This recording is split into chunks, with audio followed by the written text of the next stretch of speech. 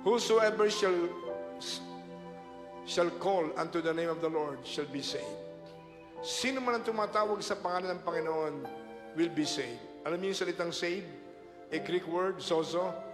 Ang ibig sabihin nun, hindi lang save yung kaluluwa, espiritu, hindi lang ngayon. Pati save ang katawan, magkakaroon ng kagalingan. Save ang kabuhayan, magkakaroon ng financial victory and prosperity. Yung salitang sozo, it includes not only spiritual, but physical, financial, everything. Ang sino mang tumatawag sa Diyos ng may pananampalataya.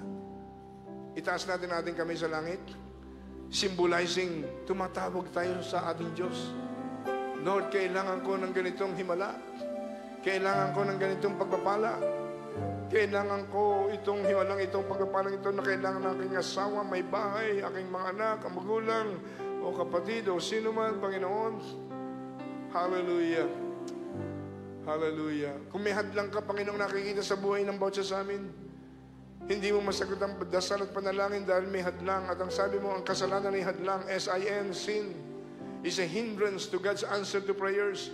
Salamat sa iyong sabi sa 1 John 1:9, if we confess our sins to you, He is faithful and just. You are faithful and just to forgive us and cleanse us from all our unrighteousness. Kung kukumpisan namin ang aming kasalanan sa iyo, ikaw'y banal na magpapatawad. Lilinis sa lahat ng aming kalikuan sa kapangyarihan ng banal mong dugo.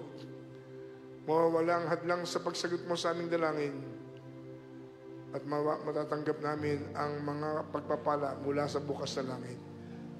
Tayong sandali pumikit, yumuko pumikit,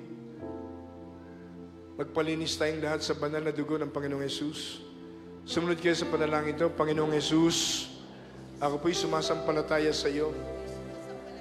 Nagkatawang tao ka at namatay sa krus ng Kalbaryo dahil sa aming mga kasalanan. Tinigis mo ang banal mong dugo na walang bahid kasalanan, walang original sin, because of your virgin birth. Panginoong Yesus, ako'y nananampalataya. Nabuhay ka mula sa mga patay upang kaming sumasampalataya sa iyo ay may buhay na walang hanggan. Patawarin mo ako, Panginoon, sa lahat-lahat ng kasalanan na mana at nagawa. Linisin mo ako, hugasan mo ako ng banal mong dugo na dumaloy sa krus ng Kalbaryo. Pumasok ka sa aking puso. Panginoong Yesus, tinatanggap kita bilang tunay na Diyos, tunay na Panginoon, tagapagligtas, manggagamot. Tinatanggap kita, Panginoon, the miracle working God. Pumasok ka sa puso ko at mula ngayon, ikaw na ang masunod, ikaw na ang maghari sa aking buhay. Marami pong salamat. Ako iyong pinatawad, binigyan ng kapatawaran, binigyan ng kaligtasan, binigyan ng buhay na walang hanggan, at binigyan pa ng karapatang maging anak ng Diyos. Salamat, Panginoon. Ako'y tunay mo ng anak. Pwede na akong tumawag sa iyo, O Diyos. Ama namin, sumasalangit ka, sambahin ang ngalan mo, mapasa amin ang kaharian mo. Naghihintay ang Diyos ng inyong dasal at pananalangin. Sabi sa aklat ng James, hindi kayo tumatanggap dahil hindi kayo humihingi. You do not receive because you do not pray. You do not receive because you do not ask. Sino man ang lumalapit sa akin, sabi ni Jesus, sa anumang paraan na hindi ko itataboy. Samantalahin nyo ngayon, nandito ngayon ang ating Panginoon. Lumapit kayo sa Kanya. Sabihin nyo ang inyong individual request. Individual request. You don't need a pastor to pray for you.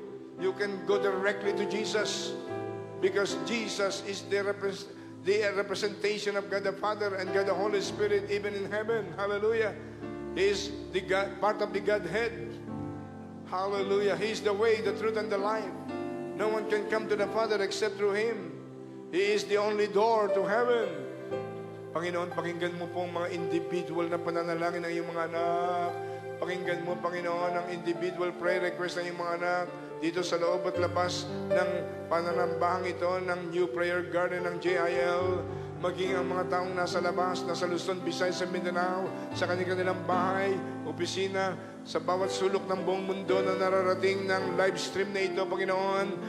Abutin mo sila ng iyong kapangyarihan. Buksan mong lahat ng bintana ng kalangitan. Iunat mo, O Diyos, ang iyong mapaghimalang kamay, mapagpalang kamay, mapagpagaling na kamay.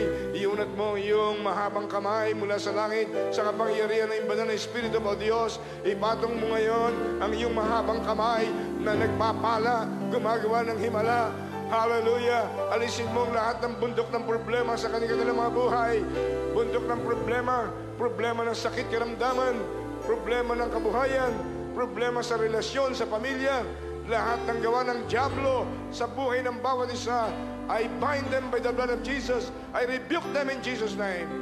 I am now commanding mountains of problems, sicknesses, diseases, financial bankruptcy.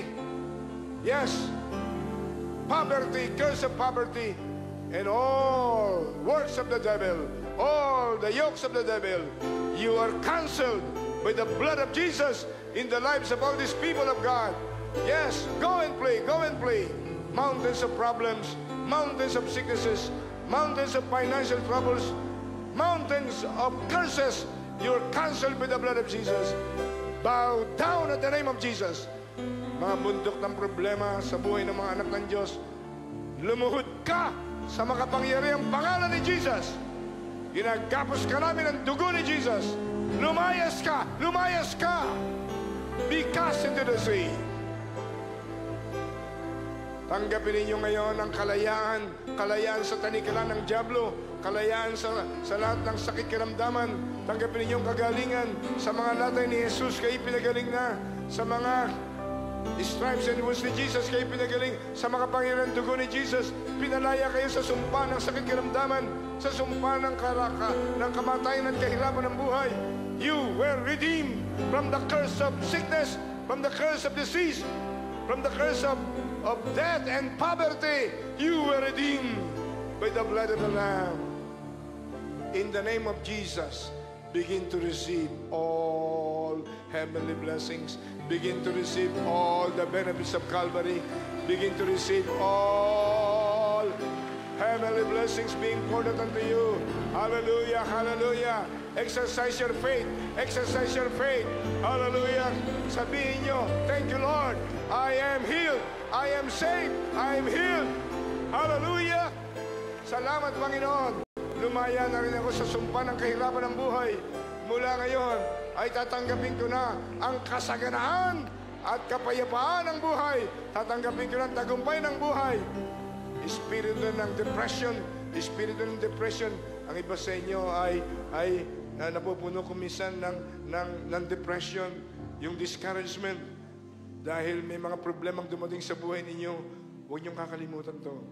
Pag sabi ng Bible, paraphrasing, pagsamasamahin man ang lahat ng bundok ng problema ng lahat ng tao sa balat ng lupa, ang Diyos natin ay higit na malaki, far greater and bigger than the totality of problems in this world. Look unto Jesus, the author and finisher of our faith. Hallelujah. Sabihin niyo, Panginoong Jesus, kung may mga nagkasala sa akin, pinapatawad ko na rin sila, Panginoon. Enlighten them, convict them, cause them to repent. Patnubahin mo silang magsisi ng kasalanan at lahat ng mali nilang ginawa, ituwid nila, i-correct nila, at sila man ay maligtas sa dagat-dagatang apoy ng impyerno. At kung matigas ang ulo nila, they remain stiff-necked and stubborn. Ang pangako mo sa Proverbs 29 verse 1, kapag ang isang tayo tumigas ang ulo, stubborn, stiff-necked, kahit after many rebukes, he or she will be destroyed suddenly without remedy. Yes, Lord. Kung makasasama pa sila sa maraming tao, execute mo ang judgment sa kanila. Pero bago sila malagutan ng hininga, gumawa ka ng himala. Humingi sila ng tawad at maligtas man lamang sila sa impyerno. Mas saved by the bell. At ang supreme sacrifices ni Jesus sa cross of Calvary ay hindi mawala ng kabuluhan.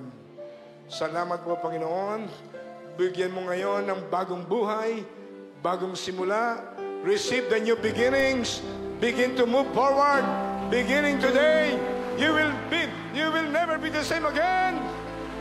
Hallelujah! Whatever you ask in my name, I will do it, Jesus said. John 14 verse 14. Raise up your hands. Everybody say, because Jesus said, you will have what you say. Thank you, Lord.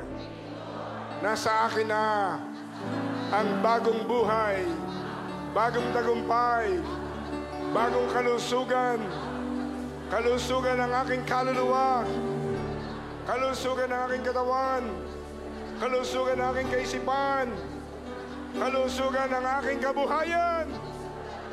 Hindi na ako maghihirap. I am more than conqueror through Christ Jesus. Ako'y tagalangit na. Magdadala ko ng maraming kaluluwa sa kaharian ng Diyos. Hallelujah! Praise the Lord! Hallelujah!